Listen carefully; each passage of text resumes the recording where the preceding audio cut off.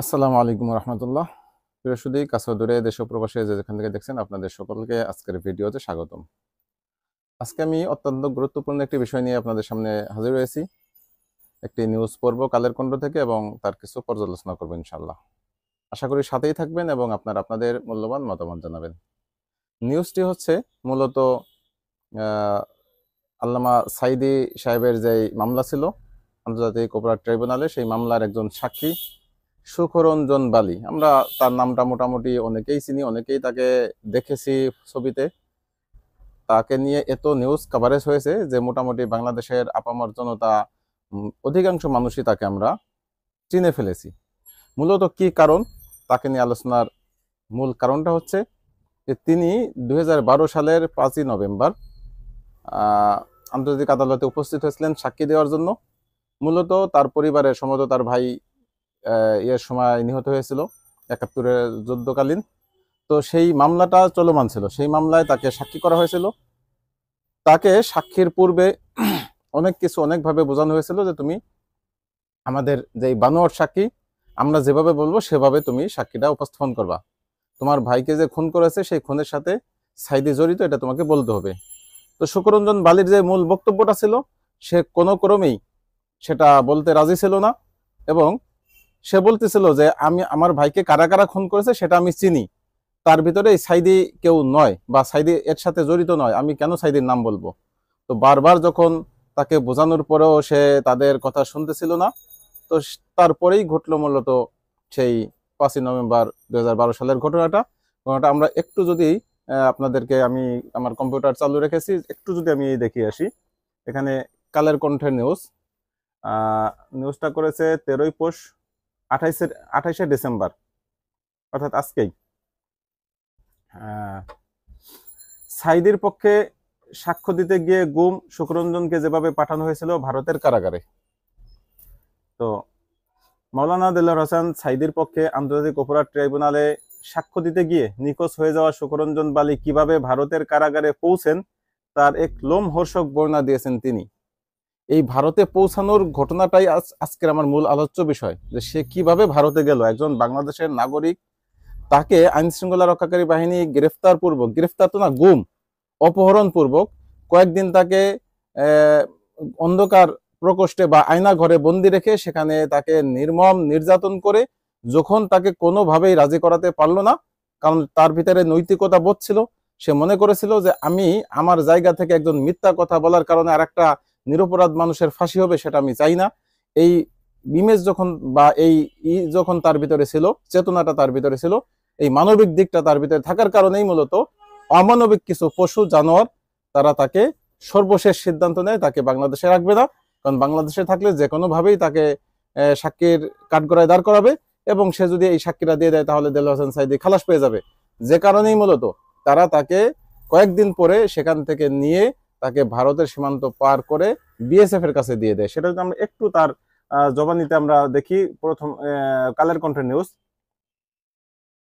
সুখরঞ্জন বালি বলেন, 2012 সালের নভেম্বর মাসের 5 তারিখ আমি ঢাকায় কোর্টে গিয়েছিলাম।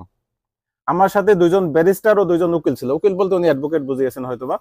আমাদের গাড়ি দেখে কোর্টের গেটে আটকে ফেলা হয়। তখন আমার সাথে থাকা আইনজীবীদের সাথে গেটের লোকদের তর্ক বিতর্ক চলছিল। আমি গাড়িতে 2জন ব্যারিস্টারের মাঝে বসা ছিলাম। এ সময় কিছু সাদা পোশাকের লোক আমাকে নামিয়ে টানাটানি করতে লাগলো। তারা বলছিল, যার জন্য গাড়ি থামানো হয়েছে সেই লোক ইনি, একেই আমাদের দরকার। সেই লোকেরা আমাকে গাড়ি থেকে নামিয়ে ট্রেনে হিসেবে 5-6 হাত দূরে ওপর একটি গাড়িতে তুলে আমার চোখ বেঁধে ফেলে এবং একটু পরে গাড়ি ছেড়ে দেওয়া হয়। প্রায় 8 ঘন্টা গাড়িটি চালানোর পরে সাদা পোশাকের লোকেরা আমাকে হাঁটাতে থাকে। এই সময় আমি নিচের দিকে নামার মতো অনুভব করি, যেহেতু তার চোখ বান্ধা ছিল, সে বুঝতে পারতেছিল না, কিন্তু তার কাছে মনে হচ্ছিল সে নিচে নামতেছে। কিছু দূর হাঁটিয়ে একটা দরজা খুলে অন্ধকার জায়গায় আমাকে ঢুকিয়ে দেওয়া হয়। কোনো আলো সেখানে ছিল না, অথচ তখন সকাল 10টা থেকে 11টা বাজে। সুখরঞ্জন বালি বলেন, আমাকে একটি খালি রুমে আটকে দেওয়া হয়। বাইরে কোনো শব্দ ছিল না, ঘরের কোনো জানালা বা কোনো ফাঁক ছিল না যা দিয়ে কোনো রকমের আলো ভেতরে আসতে পারে। তখন আমাকে মাঝে মাঝে অল্প করে খাবার দেওয়া হতো। সেখানে কিছু লোক ছিল যারা আমাকে খাবার দিত বা পাহারায় আসতো, তারা নীল রঙের পোশাক পরা থাকতো। তিনি বলেন, এর 2 দিন পর আমাকে সেই রুম থেকে বের করে অন্য একটি রুমে নেওয়া হয়। সেখানে আমাকে নিয়ে তারা জোর করে সাইদী হুজুরের বিরুদ্ধে স্বীকারোক্তি নিতে চায়। সে রুমে অনেকগুলো ক্যামেরা লাগানো ছিল। আমি দেখতে পাই আমার ভাইয়ের হত্যায় সাইদী হুজুর জড়িত কিনা জানতে চাইলে আমি যখন অস্বীকার করি এবং বলি যে যারা আমার ভাই হত্যা করেছে তাদের আমি চিনি, তাদের বিরুদ্ধে আমি সাক্ষ্য দিতে পারবো, কিন্তু তারা বারবার আমাকে সাইদী হুজুরের বিরুদ্ধে সাক্ষ্য দিতে বলে এবং এক পর্যায়ে তারা আমাকে মারধর সহ কারেন্টের শক দেয়, নির্যাতন করে। চিন্তা করুন কি ভয়ানক, যে মিথ্যা সাক্ষী দেওয়ার জন্য কতটা বাধ্য করেছে। আমরা যে ট্রাইব্যুনালগুলি দেখেছি, ট্রাইব্যুনালে অনেক মানুষের হত্যা করা হয়েছে সেখানে নিঃসন্দেহে। তো এই হত্যাকাণ্ডগুলি যে করেছে কোন আইনের ভিত্তিতে এবং কোন বিচারের ভিত্তিতে, সেটা আমরা এই সাক্ষীর বর্ণনা থেকে আমরা একটু বুঝতে পারবো।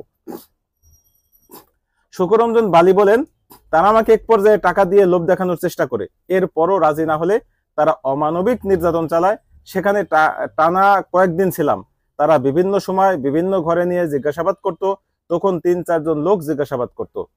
শুকরঞ্জন বালি বলেন, তাদের অত্যাচারে আমি অসুস্থ হয়ে যাই। কয়েকদিন সেখানে থাকার পর তারা একদিন সকাল 7টা কি 8টার দিকে আমাকে চোখ বেঁধে তারা গাড়িতে তোলে।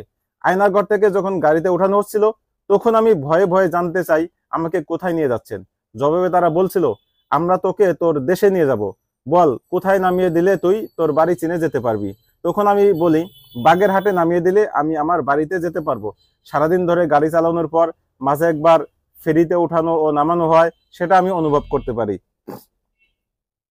তিনি বলেন, এক পর্যায়ে আবার গাড়ি চলতে শুরু করে। দীর্ঘক্ষণ চালানোর পর 2 জন লোক গাড়িতে ওঠে। এর কিছুক্ষণ পর 10-12 মিনিটের মতো হবে গাড়িটি চলতে চলতে থেমে যায়। এ সময় গাড়ি থেকে আমাকে নামানো হয় ও চোখ খুলে আমাকে সামনে আগাতে বলা হয়। শুকরঞ্জন বালি বলেন, জায়গাটা বাগেরহাট কিনা সেটা বুঝতে চেষ্টা করি। আমি বুঝতে পারি যে ওটা বাগেরহাট নয় এবং স্পষ্টত দেখতে পাচ্ছি সামনে বিএসএফ। এটা বর্ডার এলাকা। সেখানে যারা আমায় নিয়েছে কান্না করতে করতে আমি বিএসএফ এর হাতে তুলে না দিতে তাদেরকে অনুরোধ করি। আমি বলি, এদের হাতে তুলে দেন না, প্রয়োজনে আমাকে মেরে ফেলেন। একথা বলতে বলতে আমি মাটিতে পড়ে যাই। শুকরঞ্জন বলেন, আমাকে নেওয়া গাড়ির লোকেরা জোর করে বিএসএফ এর কাছে দিয়ে আসে আমায়। এ সময় আমি দেখতে পাই গাড়িতে 6-7 জন সবুজ পোশাকের পুলিশের সাথে 2 জন বিজিবি সদস্য আছেন। তখন আমি বুঝতে পারি গাড়ি থামিয়ে যাদের নেওয়া হয় তারাই বিজিবি, যেহেতু বিজিবি বর্ডারে থাকে তাদের মাধ্যমে এই কাজটা করেছে।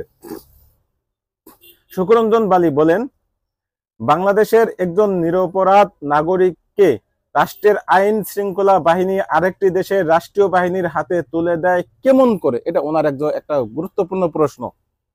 কান্নাজড়িত কণ্ঠে শুকরঞ্জন বালি বলেন, আমি যেন না চাইলে জোর করে তারা আমাকে ধরে বিএসএফ এর সদস্যদের হাতে তুলে দেয়। বিএসএফ কিছু জিজ্ঞাসা না করে আমাকে প্রচন্ড মারপিট শুরু করে। বিএসএফ হিন্দিতে কথা বলছিল এবং আমাকে না মারার জন্য বাংলায় বোঝাতে চেষ্টা করি। আমার কোনো কথা তারা বুঝতে পারছিল কিনা আমি আজও বুঝিনি। এক পর্যায়ে বিএসএফ মোটা দড়ি দিয়ে পিছন দিক থেকে আমার হাত পা বেঁধে ফেলে। হাত বাঁধার সেই দাগ এখনো স্পষ্ট। শুকরঞ্জন বালি তার উপর নির্যাতনের বর্ণনায় বলেন, মোটা লাঠি দিয়ে বিএসএফ তাকে মারতে থাকে। এতে তিনি ডান হাতের কনুইতে প্রচন্ড আঘাত পান।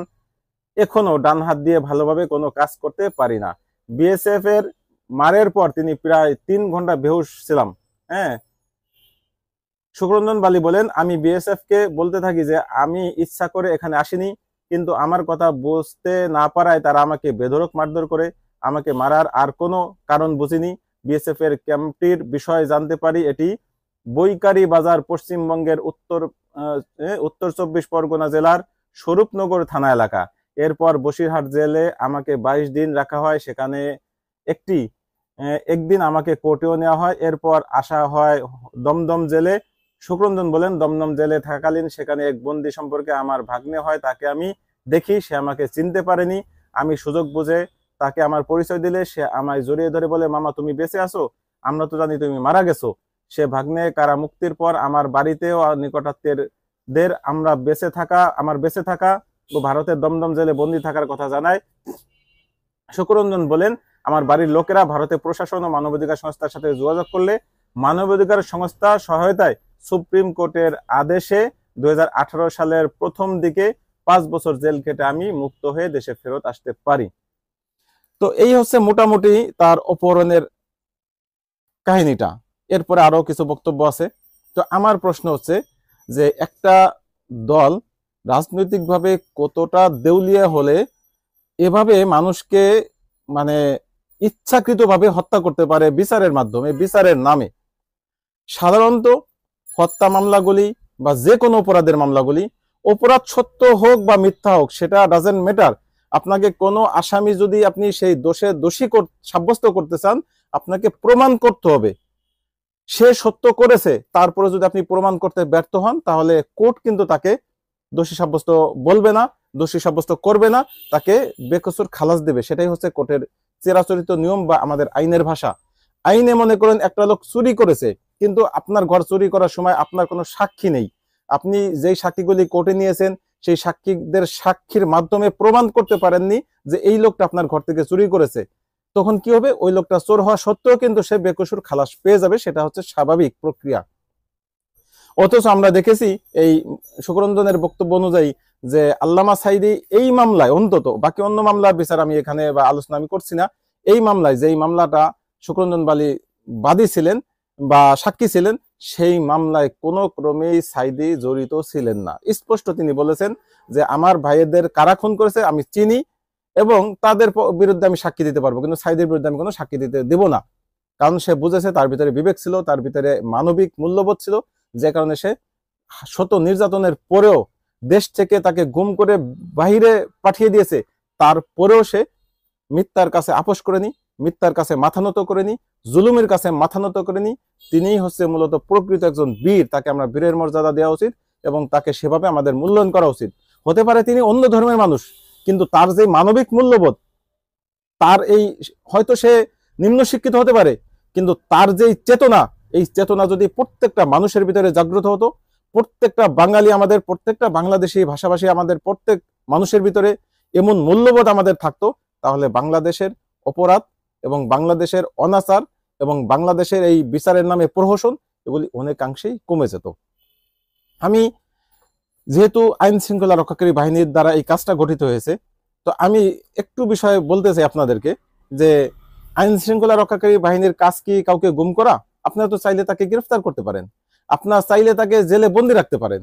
তাহলে তাকে কেন গুম করে, কেন মিথ্যা সাক্ষী দেওয়ার জন্য তাদেরকে বল প্রয়োগ করবেন, চাপ সৃষ্টি করবেন, এবং কেন সে রাজি না হওয়ার কারণে তাকে ভারতীয়দের হাতে তুলে দিবেন? আর ভারত আমাদের বাংলাদেশের সাথে কতটাই বাংলাদেশ বিরোধী কার্যকলাপ করেছে শুধুমাত্র একটা দলের স্বার্থে, শুধুমাত্র একজন ব্যক্তি শেখ হাসিনা, তার পক্ষে গিয়ে পুরা ভারত যেভাবে কাজ করছে, এখনো আমরা দেখছি সেই একই অবস্থা। বর্তমান ভারত বাংলাদেশের বিরুদ্ধে যেভাবে প্রোপাগান্ডা চালাচ্ছে, যেইভাবে বাংলাদেশের বিরুদ্ধে নতুন নতুন নিউজ তারা কাভারেজ করতেছে, অসত্য মিসগাইড করতেছে, ডিসইনফরমেশন ছড়াচ্ছে, এগুলি নিঃসন্দেহে ওই শেখ হাসিনার পলানোর কারণে বা শেখ হাসিনা ক্ষমতাচ্যুত হওয়ার কারণেই মূলত তাদের অন্তরের জ্বালা। এই অন্তরের জ্বালা হওয়ার অনেকগুলি কারণ রয়েছে। তার ভিতরে প্রধানতম যেই কারণটা, তারা বাংলাদেশ থেকে যেই সুযোগ সুবিধাটা বিগত 16 বছরে নিয়েছে, সেই সুযোগ সুবিধাটা তাদের বন্ধ হয়ে গেছে।